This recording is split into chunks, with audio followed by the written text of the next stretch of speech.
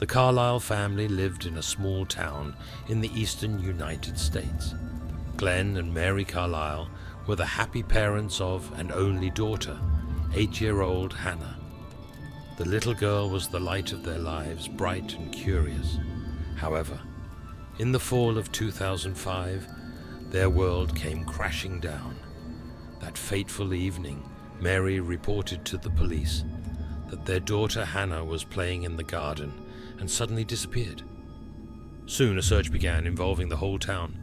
Volunteers scoured forests, rivers, abandoned buildings. The police found no trace of her.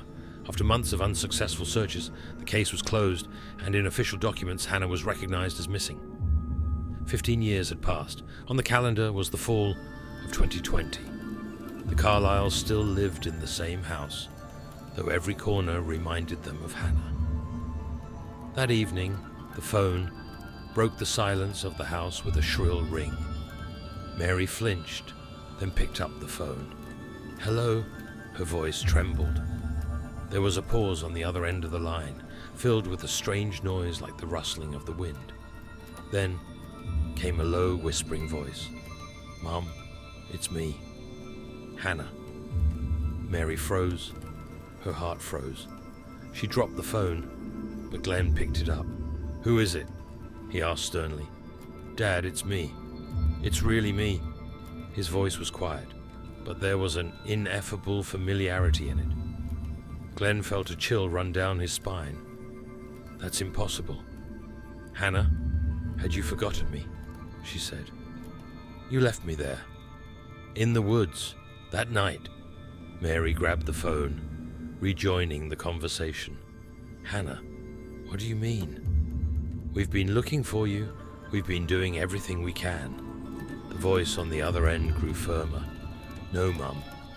You know what you did. You gave me to him. You sacrificed me, just like he asked. I remember everything."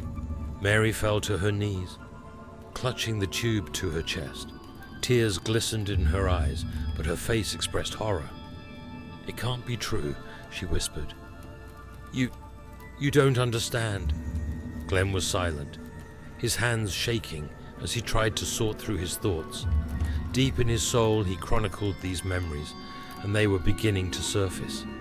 15 years ago, Mary had been obsessed with keeping her family together. After a strange illness struck Glenn, they turned to a local sorcerer. His name was Adam Blackwood, and he lived on the edge of the woods. He offered them a ritual that could save Glenn, but demanded the sacrifice of their child's pure soul. At first, the Carlyles refused. However, when Glenn's condition became critical, Mary agreed. She convinced herself that it was all a lie, and nothing would happen to Hannah. That night, they took Hannah to the woods under the pretense of a picnic, leaving her there as Blackwood had instructed. Their daughter was gone forever. "You don't understand," Mary cried into the receiver. "We wanted to save your father. We thought it was just a game." "It wasn't a game, Mum." Hannah's voice became shrill. "I stayed there, with him. I saw things you can't even imagine. I changed. And now I've come back for you." A loud laugh echoed through the phone. "Where are you? Tell us where you are," Glenn asked. There was a long pause. Then Hannah answered, "I'm closer than you think." The conversation was interrupted. Mary dropped the receiver and looked at her husband in horror. A few hours later, strange things began to happen in the house. First, light footsteps sounded in the hallway. Then, the old music player in the living room turned on, playing the lullaby Mary had sung to Hannah as a baby. Glenn and Mary locked the doors and closed the windows, but it didn't help. Every rustle, every creak made them flinch. "You have forgotten me, but I have come," Hannah's voice echoed throughout.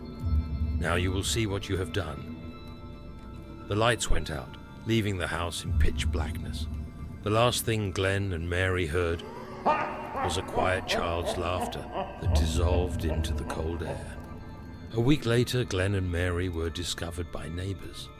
Mary had been strangled with a telephone wire. and Glenn was in the bathtub with his veins cut.